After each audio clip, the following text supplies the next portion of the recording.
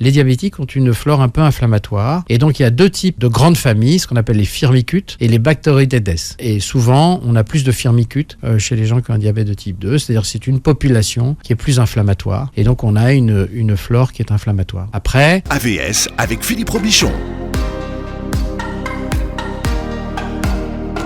À votre santé, tiens, on fait de la prévention le jeudi avec le docteur Réginald Alouche qui est avec nous. Bonjour doc. bonjour Philippe. Bonjour Ingénieur biomédical et chercheur dans le domaine de la prévention du diabète et du surpoids. Vous publiez la nouvelle méthode anti-diabète, comment limiter ou stopper les risques du diabète chez Flammarion. Vous avez plus d'un tour dans votre sac. Vous pouvez aussi commenter les jubilés de la reine, accessoirement, mais c'est pas ça qu'on fera ce matin. On va parler du rôle de la nouvelle star, le microbiote et du diabète. Alors vous êtes toujours parmi ceux qui disent flore intestinale. Pourquoi est-ce que vous refusez de l'appeler microbiote ? Microbiote, parce que je trouve que flore intestinale, ça veut dire diversité. En fait, ce qui fait la richesse de votre microbiote, pour utiliser le terme consacré aujourd'hui, c'est qu'il a plusieurs types d'espèces qui cohabitent entre elles. Et franchement, on ne se rend pas compte de la puissance de cette flore. En fait, qu'est-ce que c'est la flore intestinale et le microbiote ? C'est quoi ? C'est l'homme qui, à un moment, s'aperçoit qu'en hébergeant ces germes-là, il peut avoir une vie meilleure. En fait, c'est une symbiose, c'est-à-dire c'est un accord entre une partie de la nature et l'homme. L'homme a réussi à faire que des germes viennent coloniser son tube digestif et particulièrement son intestin et son côlon, et que ces germes travaillent pour lui. C'est ça qui est extraordinaire, parce que votre flore, elle travaille pour vous. Qu'est-ce qu'elle fait pour vous ? Elle fait un élément extrêmement important qui s'appelle la sérotonine. La sérotonine, c'est l'hormone du plaisir et du bonheur. Non, du bonheur et du bien-être, excusez-moi. Le plaisir, c'est la dopamine, c'est fait par le cerveau. La sérotonine, c'est le bien-être. C'est-à-dire qu'on peut avoir une vie pas terrible, mais se lever le matin et se dire « Oh là là, je me sens bien, il fait beau, ça va ». Et ça, c'est la sérotonine.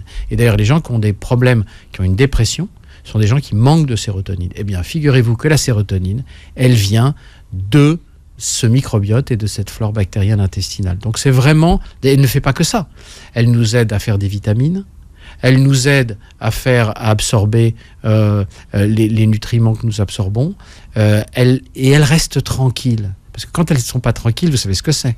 Vous savez comment vous agressez votre flore et qu'elle n'est pas contente ? Quand vous allez à l'étranger et que vous êtes en contact avec une alimentation différente. Vous allez dans un pays plutôt humide, plutôt chaud, vous avez ce qu'on appelle la tourista.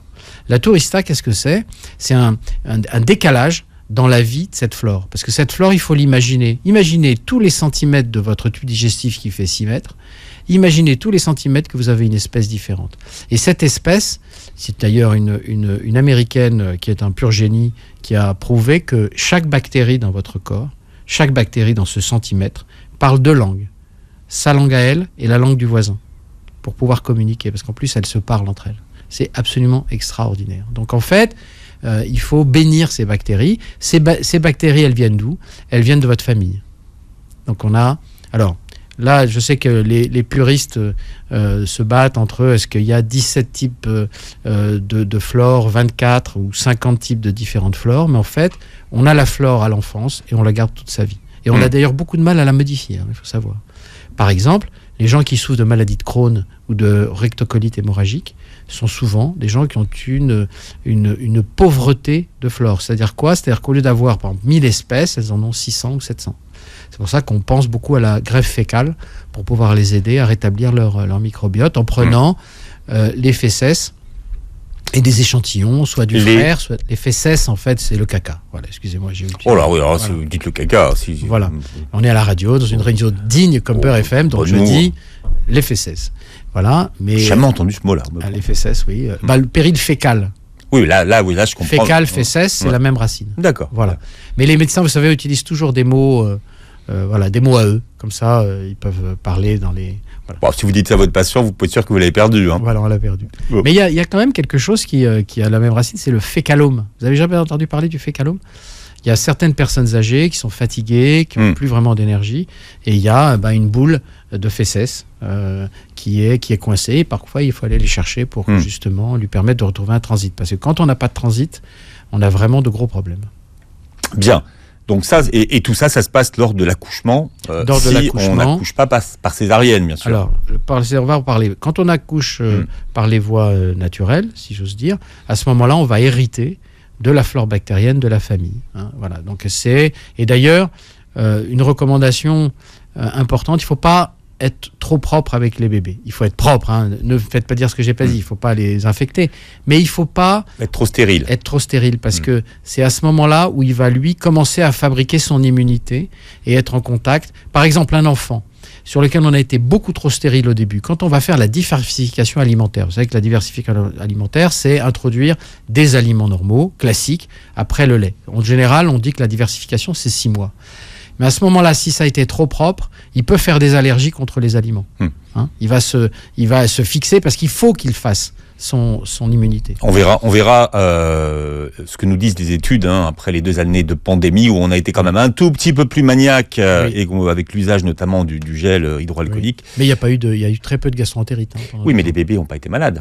Les bébés n'ont pas été malades. Peut-être pas suffisamment. Alors, est-ce qu'il y aura des allergies alimentaires? On n'en sait rien. C'est ça qui à suivre avec beaucoup de précision. Ouais. Alors, vous racontez dans votre livre qu'on a mené une expérience sur les microbiotes des souris concernant le diabète. Alors, qu'est-ce qu'on a fait? Alors, ce qu'on a fait, j'y ai collaboré. On a pris le microbiote donc, des fesses, donc du caca, de rats qui n'étaient pas diabétiques, qui étaient diabétiques, et on l'a introduit chez des rats qui ne l'étaient pas. Et ils le sont devenus au bout de 10 jours. Moralité. Alors il faut faire très attention aux liens de causalité. Vous savez, ce genre d'études, il y a beaucoup de gens qui disent « Ah, alors on a remarqué que si on fait ça, donc c'est ça, donc c'est la flore qui donne le diabète. » Pas du tout. C'est que je pense que la flore bactérienne est le témoin de ce qui se passe plus haut. C'est-à-dire que si vous avez un diabète, le diabète va modifier la composition non seulement des espèces, mais aussi leur nombre, et va créer une, entre guillemets, dysbiose. Hein, c'est-à-dire que ça ne va pas bien se passer dans la flore. Si on prend cette flore et qu'on la donne à un autre animal, eh bien on peut avoir un effet un peu rétroactif. C'est-à-dire que la flore va provoquer les symptômes d'un diabète. Et puis, bon. Mais les rats ne sont pas des hommes. Je tiens à le dire. C'est-à-dire que cette expérience, si vous voulez vraiment la faire et conclure, c'est intéressant d'un point de vue scientifique, mais ça n'apporte pas une conclusion. Si vous voulez conclure, il faut le faire chez des hommes. Ce qui est intéressant, c'est de savoir finalement, quand on observe le microbiote des personnes diabétiques, qu'est-ce qu'on constate? Est-ce qu'il y a un microbiote spécifique des diabétiques? Et là, je parle du diabète essentiellement de type 2 aujourd'hui. Oui. Alors, on sait par exemple que je ne parle pas de là ni du point de l'obésité, parce qu'aujourd'hui, on sait que, par exemple, les obèses ont des bactéries qui s'appellent les archébactéries, qui sont des bactéries qui ont 3 membranes, qui viennent de l'eau de mer. Enfin, c'est très compliqué. Alors, là aussi, est-ce qu'ils ont les archébactéries parce qu'ils sont obèses, ou est-ce qu'ils deviennent obèses parce qu'ils ont des archébactéries? Personne ne peut répondre. Donc maintenant, pour répondre à votre question précisément sur le diabète, souvent, les diabétiques ont une flore un peu inflammatoire. Et donc, il y a 2 types de grandes familles, ce qu'on appelle les firmicutes et les Bacteroidetes. Et souvent, on a plus de firmicutes chez les gens qui ont un diabète de type 2, c'est-à-dire que c'est une population qui est plus inflammatoire, et donc on a une flore qui est inflammatoire. Et alors, après, on peut faire des PCR, c'est-à-dire qu'on prend des selles, on fait une analyse et on regarde un peu la répartition de la flore bactérienne. Le problème quand on fait ça, qu'est-ce qu'on fait après ? Oui, c'est comment agir. Qu'est-ce qu'on en tire comme conclusion d'un point de vue de traitement? Voilà, parce qu'aujourd'hui, la seule chose qui est disponible pour modifier un petit peu la flore bactérienne intestinale, c'est les probiotiques. Vous savez qu'il y a 2 grandes catégories de produits pour le tube digestif, les prébiotiques et les probiotiques. Les prébiotiques, ce sont des fibres solubles qui vont être boulottées, je dirais, par les germes, qui vont les nourrir. D'accord ? C'est ce qu'on appelle, alors c'est des noms techniques, c'est les fructooligosaccharides, c'est l'inuline.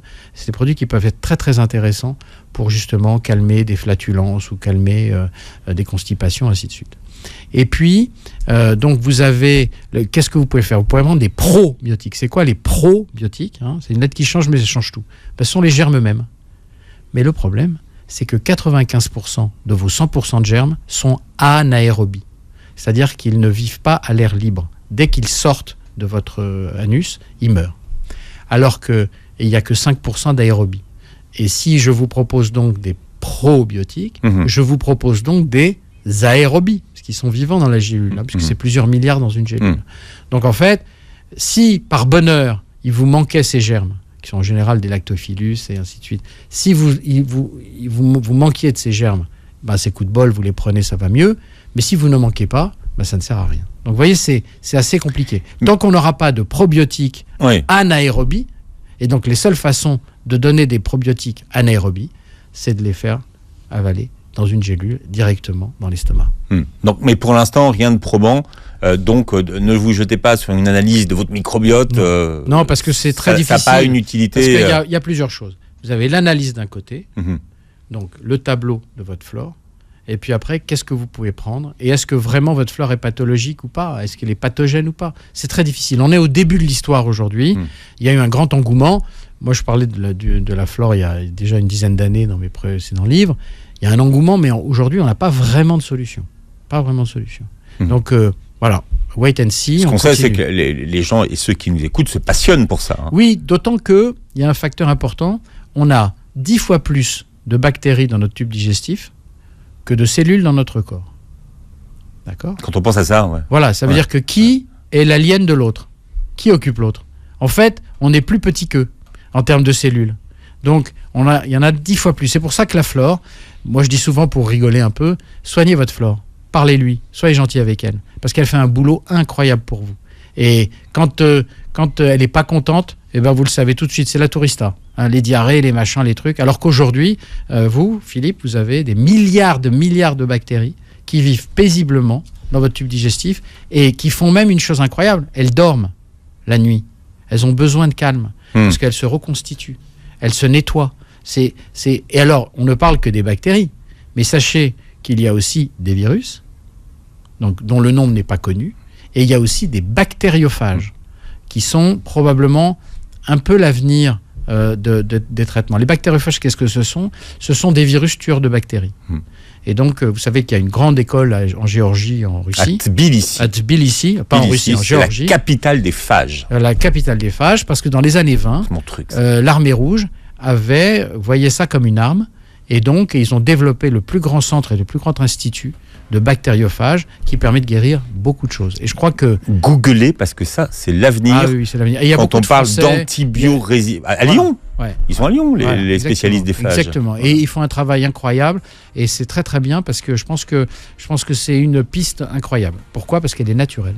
C'est ma passion, les phages. Et les phages... Ah oui, voilà. Franchement. Mais pour trouver quelqu'un, un bon spécialiste... c'est très, très pour difficile. Venir parler des phages, être Tintin. C'est très difficile parce que d'abord parce qu'il y a un petit côté magique, c'est-à-dire que vous avez en vous des bactériophages qui sont capables de vous guérir de grandes maladies. Et les Français étaient les champions du monde des phages il y a 100 ans. Oui, mais tout simplement pourquoi ? Parce qu'on a fait de tels progrès en pharmacie que les progrès pharmaceutiques ont écrasé en fait. Elles ont écrasé l'herboristerie, elles ont écrasé la bactériophagie. Donc en fait, alors, est-ce que c'est bien, pas bien ? C'est pas à moi de juger. Je dis qu'aujourd'hui, les gens sont bien soignés, il y a des médicaments et on tape sur les labos pharmaceutiques, parce qu'ils font de l'argent, tout ça. Mais la réalité, c'est qu'ils ont fait d'énormes progrès. Un mois avec le docteur Alouche, tous les jeudis, 9h-10h sur Beurre FM. On parle aujourd'hui de la nouvelle méthode anti-diabète du docteur Alouche qui vient de sortir, nouvelle édition chez Flammarion. Est-ce que depuis que vous exercez une trentaine d'années de la médecine de docteur Alouche, est-ce que la définition du diabète a évolué ou pas ? C'est la définition, pas vraiment. Alors, on rappelle pour nos auditeurs, un diabète de type 1, c'est un diabète auto-immun, c'est une maladie qui se déclare souvent chez l'enfant et l'adolescence, ou le nourrisson même parfois, à la suite d'une infection. C'est une maladie qui touche 10% des diabétiques, et c'est un enfant qui, lors de l'infection, va faire des anticorps contre son propre pancréas. Il va détruire son pancréas. Et le diabète de type 2, c'est le diabète le plus nombreux, 90% des gens. Et c'est un diabète, en fait, qui est lié à une génétique, parce que si on a des parents qui sont diabétiques, on a plus de risques d'être diabétique soi-même. Si on a 2 parents, c'est 50% quand même. Et donc, c'est un diabète qui est le diabète d'une partie génétique, un manque d'activité physique, une sédentarité réelle et une alimentation mal adaptée. Je ne dis pas mauvaise, mais mal adaptée. Quand on a une génétique comme ça, je suis désolé de le dire, quand on a cette génétique, il faut changer son alimentation. Elle ne peut pas être l'alimentation traditionnelle. Je dis ça parce que le rôle du pain, par exemple, dans l'apparition du diabète. Le pain, qu'est-ce que c'est ? C'est de l'amidon fermenté. L'amidon fermenté, l'amidon, qu'est-ce que c'est ? Ce sont des chaînes de glucose attachées, des milliers, des centaines de milliers de glucose attachés. Et on va le faire fermenter. C'est quoi la fermentation ? C'est une prédigestion. Donc quand on mange du pain, c'est comme si on mangeait du sucre. Voilà. Et donc, je sais parce que c'est... Pour l'organisme, en fait. Le résultat est le même, c'est ça que tu veux dire. Le résultat est le même. Donc quand on a un passé ou des gènes dans la famille, on sait qu'il y a du diabète, du surpoids, aussi un foie gras, eh bien à ce moment-là, il faut faire attention à sa consommation de pain. Je suis désolé de le dire parce que... Et de bière, par exemple. Le bière, qu'est-ce que c'est la bière ? C'est des céréales fermentées.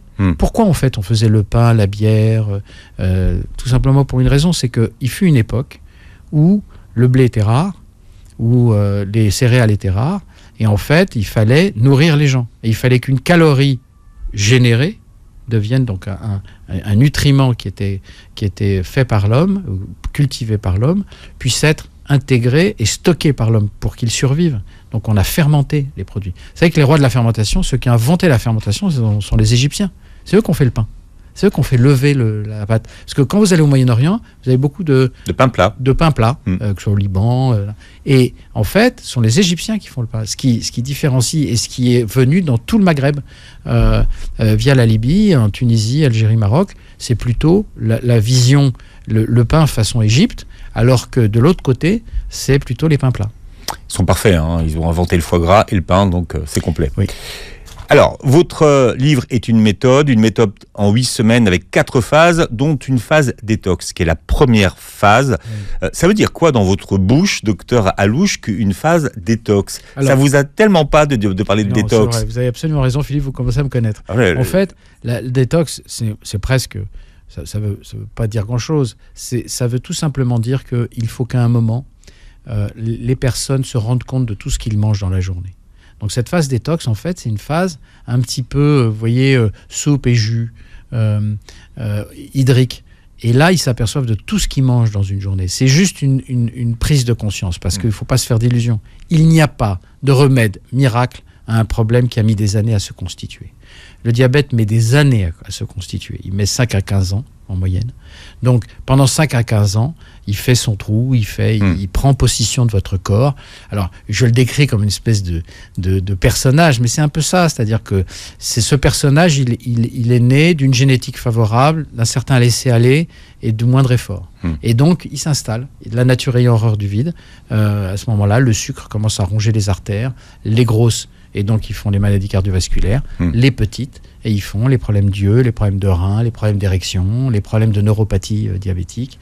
Et quand on va plus loin, eh bien, ils favorisent les maladies neurodégénératives comme l'Alzheimer, le Parkinson. Ce qui prouve bien qu'il y a une participation vasculaire à ces maladies, puisque le diabète, en gros, c'est la maladie qui atteint les vaisseaux sanguins. Voilà. Vous appelez ça l'inflammation de bas grade ? C'est une inflammation de bas grade parce qu'il ronge tous les jours un bas petit grade, peu. Ça veut dire quoi ? De bas niveau. De bas niveau, d'accord. De bas niveau. Et pourquoi inflammation ? Pourquoi dit-on du sucre, par exemple, ça paraît fou, qu'il est inflammatoire ? Parce que quand vous mettez du sucre dans du sang, et un peu trop, il est inflammatoire pour le vaisseau qu'il transporte.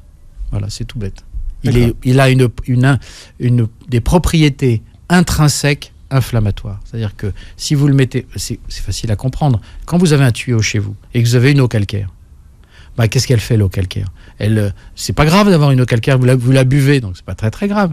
Mais le calcaire, au bout de 5-10 ans, fait que vos tuyaux, vous les entendez avec le calcaire, ils se mettent à craquer, parce qu'ils se dilatent, ils se contractent, et le calcaire empêche la dilatation et la contraction, et ces tuyauteries qu'on entend la nuit, qui font clink, clank, clonk, tout simplement parce que c'est comme le diabète. Le calcaire qui n'est rien, puisque vous l'avalez encore une fois, mais quand il se pose au fil du temps sur vos réseaux d'eau, eh bien à ce moment-là, ils détruisent le réseau d'eau, ils détruisent les joints. Vous savez, c'est pas, faut pas non plus être très pour comprendre ce qui se passe. Ça attaque les joints, ça attaque les vaisseaux. C'est exactement la même chose avec le sucre. Le sucre est fait pour rester entre 0,75 grammes par litre et 1,05 grammes par litre à jeun dans votre sang. S'il est au-dessus, c'est pas prévu pour. C'est pas des tuyaux prévus pour. Et chez vous, si vous voulez des tuyaux prévus pour, il faut des tuyaux avec vous mettez un truc anti-calcaire, vous savez, un truc avec des trucs qui réagissent avec le calcaire, mais il faut faire une installation en amont. C'est ce qu'on fait avec la metformine, avec les traitements. On met une installation en amont. Alors, votre phase détox, son rôle, c'est donc de se rendre compte de ce qu'on Voilà, c'est une mange. prise de conscience C'est ça. et de mettre un peu votre organisme au repos. Donc ça dure combien de temps? Ça dure 2 jours. D'accord, oui, bon, c'est rapide. Voilà, c'est rapide. Ensuite, il y a une phase, alors intensive, là, pour le Oui, coup. pourquoi? Parce que une phase d'attaque, parce qu'on sait que la motivation et la volonté des gens est une tenue, est d'une durée labile. C'est-à-dire qu'en fait, au bout de 2 mois, c'est compliqué d'être plus... voilà. Donc c'est là, on va essayer de mettre vraiment le pancréas et le foie au repos, et on va diminuer significativement les apports de sucre, et particulièrement les féculents. Parce que vous savez qu'il y a plusieurs façons d'apporter du sucre. Il y a le sucre en poudre, bon, ça c'est facile à comprendre, vous le supprimez, c'est pas très compliqué, puis on n'en avait pas besoin, puis ça fait des siècles qu'on s'en est passé, je vois pas pourquoi on ne pourrait pas s'en passer de temps en temps. Hein. Ensuite, vous avez les légumineuses. Et les légumineuses, c'est les lentilles, les pois chiches, les haricots blancs, les haricots rouges, les petits pois. Alors les petits pois, on ne sait jamais si on met un féculent, peu importe, topinambour. Et ça, les légumineuses, qu'est-ce que c'est? C'est très riche en fibres, riche en amidon, mais dans certains types d'amidon. On y reviendra tout à l'heure. Et puis, vous avez les féculents, le riz, les pâtes et les pommes de terre, qui sont, eux, très riches en sucre et dont la captation de ce sucre dépend de la cuisson. Hein. Plus vous cuisez des pâtes, et plus c'est du sucre pur. Voilà. Donc en fait, le principe de cette phase dite d'attaque, c'est de réduire significativement, à part le matin où on a du pain, de réduire pour commencer à mettre en votre organisme au repos, commencer à perdre du poids. Mais dans cette phase, il y a aussi, mais on mange suffisamment pour pouvoir faire de l'exercice physique. Parce qu'en fait, si vous prenez 100% de l'efficacité d'un traitement pour le diabète, bien entendu, ce ne sont pas des chiffres inscrits dans le MAM, mais moi je considère que 50% c'est l'exercice physique dans l'efficacité. Vous avez 20%. C'est pas mal, hein, 50%, oui. 20% pour le traitement et 30% pour l'alimentation. Pourquoi? Parce que nous sommes des individus qui ont été fabriqués, qui ont évolué pour pouvoir courir. Parce que si on ne courait pas, on n'avait pas de protéines pour les chasser, et si on n'avait pas de protéines pour chasser, et si on n'avait pas les protéines, on mourrait, parce qu'on n'avait plus les structures et ainsi de suite. Donc en fait, on est fait de muscles. Aujourd'hui, nous vivons dans des zones urbaines. Je sais que dans 10 ans, tout le monde a dit que 95% des gens vivront dans des villes. Les villes n'ont jamais été faites pour que les gens bougent. Elles sont au contraire faites pour que les gens ne bougent pas. Vous conseillez 3 activités. Alors pourquoi? Déjà, une, c'est beaucoup. Parce qu'il faut considérer que je parle à des gens qui ont en général plus de 40 ans. Quand on a plus de 40 ans, on commence à avoir des petites douleurs. On commence à avoir un corps on a un peu de surpoids, on est fatigué, on dort mal, on ronfle, on peut faire des apnées du sommeil, on se relève fatigué. Quand on est fatigué comme ça, c'est là où on fait des erreurs quand on fait de l'exercice. Donc il faut faire des exercices différents pour éviter de mobiliser les articulations toujours les mêmes. Et c'est pour ça que je recommande de ne pas faire de sport tous les jours. Parce que quand on a 20 ans, on peut faire du sport tous les jours.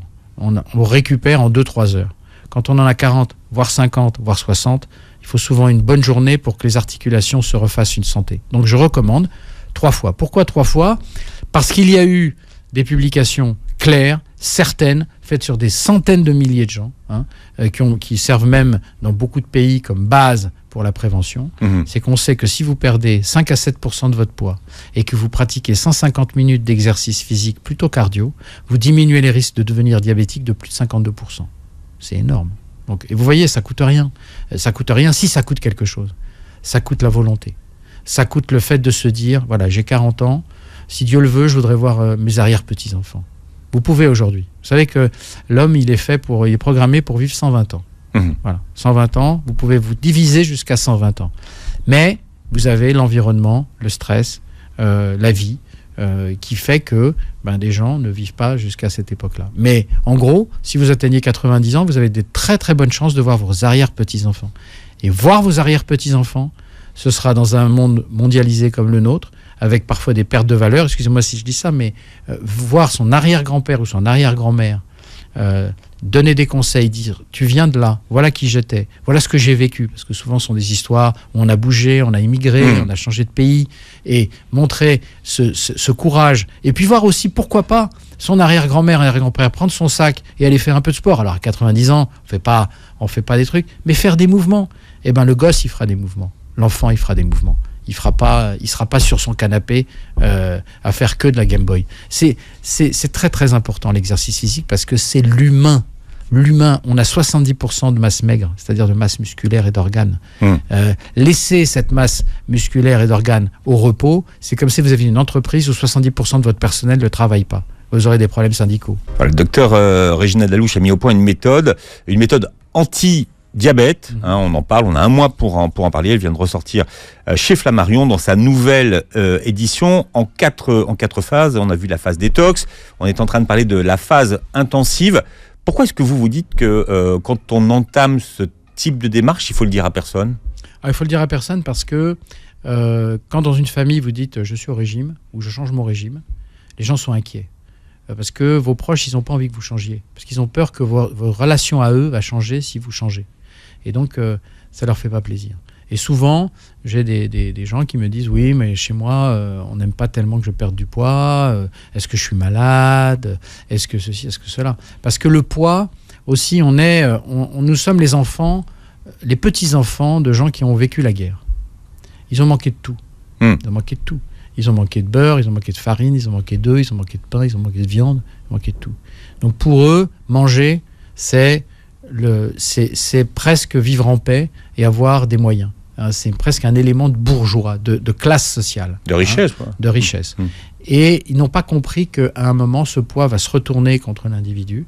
Parce qu'avant, on vivait, si on était béni, on pouvait vivre jusqu'à 65, 70 ans. Mais aujourd'hui, l'âge moyen, je rappelle, en France, qui est un pays où j'entends beaucoup de gens râler, se plaindre, mais enfin, que les gens aillent à l'étranger, aillent voir comment on soigne les gens à l'étranger. Je ne fais pas un satisfecit d'un médecin français, mais je dis franchement, la médecine française, moi je leur tire mon chapeau à mes confrères, on leur tape dessus tout le temps, on tape sur l'hôpital, on tape sur tout.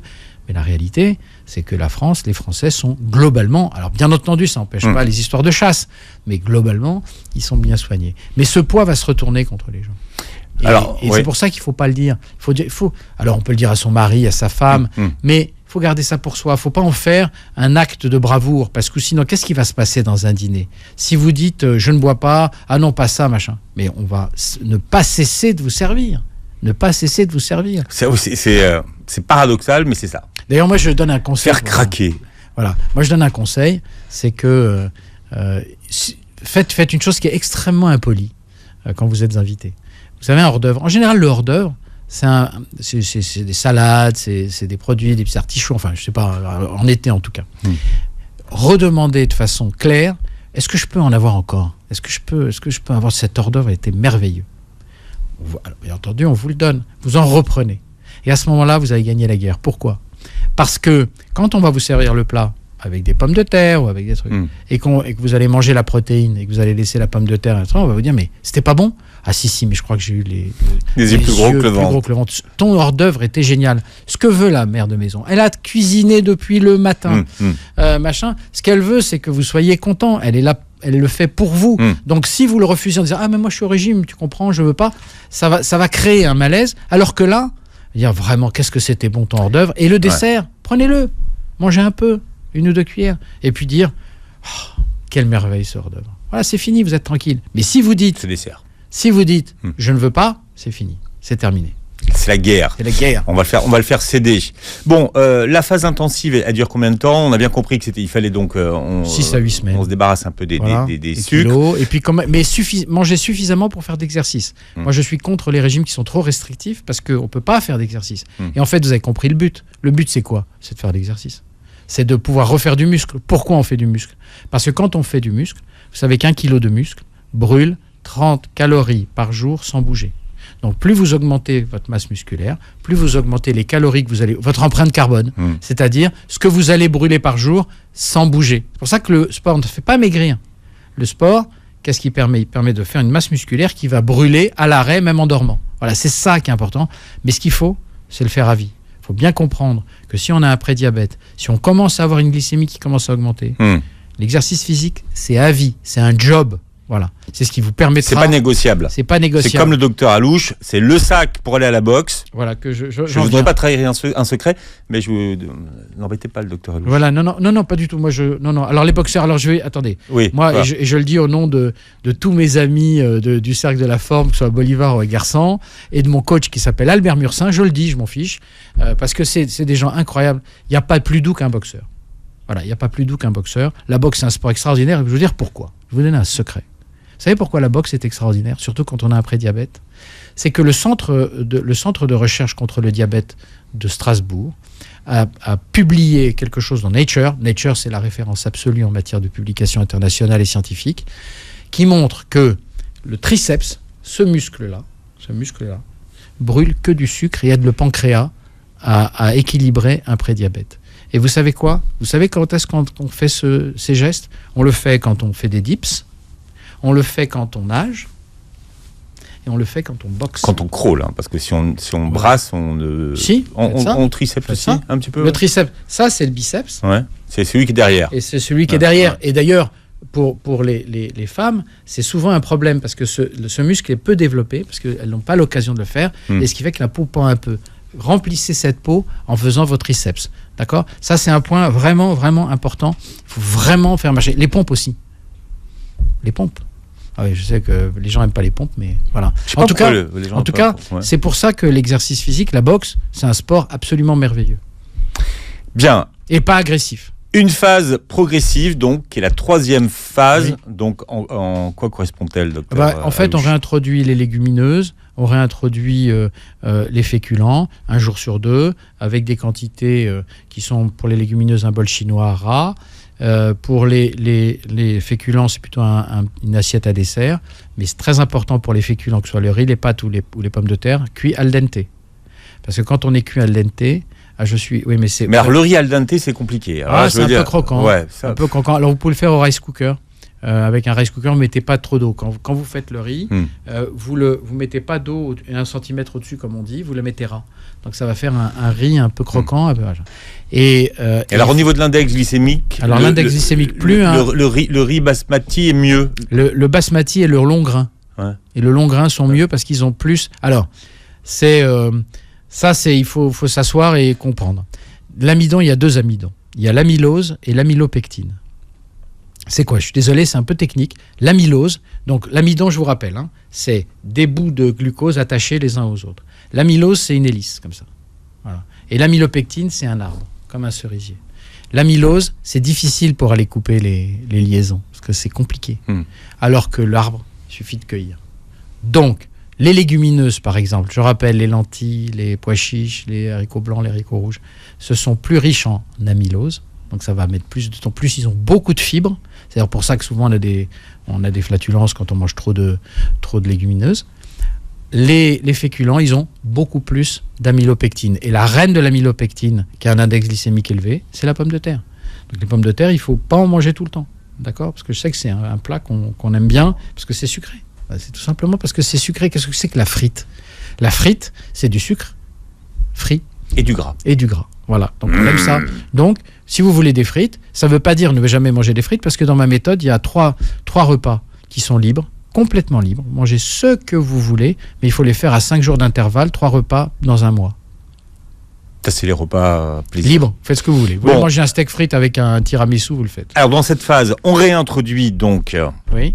Les légumineuses et les féculents. D'accord. Le fromage, même dans la phase 1, on peut manger du fromage frais le matin. Parce que le fromage frais le matin, c'est les fameux conseils de Delabos sur le fromage. Il y a un tableau pour ceux qui nous écoutent, jour par jour. Avec le exactement, tableau, comme ça, ils ne sont pas perdus. C'est bien fait, il y a le tableau. En fait, ce que j'ai voulu faire, c'est un livre qu'on peut prendre en main. On peut le voir. Un livre, ça ne se lit pas. Un livre comme ça ne se lit pas de la page 1 à la page 1. On l'ouvre, on voit un tableau, selon la phase où on est, le sucre ou la recherche du plaisir, comment je fais par rapport au sucre, quelle est ma motivation, parce que, vous savez, dans un régime, il y a aussi l'émotion qui joue beaucoup. Et on peut très bien, quand on change de paradigme alimentaire, avoir des coups de pompe et dire j'en ai marre. C'est normal. C'est normal. Ce qu'il faut, c'est se dire que la perte de poids, c'est jamais une courbe comme ça. C'est toujours une courbe en sinusoïde, avec des points hauts et des points bas. Donc, il ne faut pas s'affoler, parce qu'il y a des mouvements d'eau. Vous savez que une molécule de sel, une molécule de sucre, 2 molécules d'eau attachées. C'est pour ça que quand on va dans le désert, la meilleure façon de traverser le désert, c'est de l'eau, du sel et une date. Ou 2, ou 3. Voilà. Et la dernière phase, c'est la phase de maintien. Mais ça veut dire que on reste à vie. C'est ça qu'il faut expliquer. C'est qu'après... Mais attendez, si vous avez un prédiabète, c'est-à-dire que vous avez un corps qui commence à réagir et qui ne va pas dans le bon sens. d'accord ?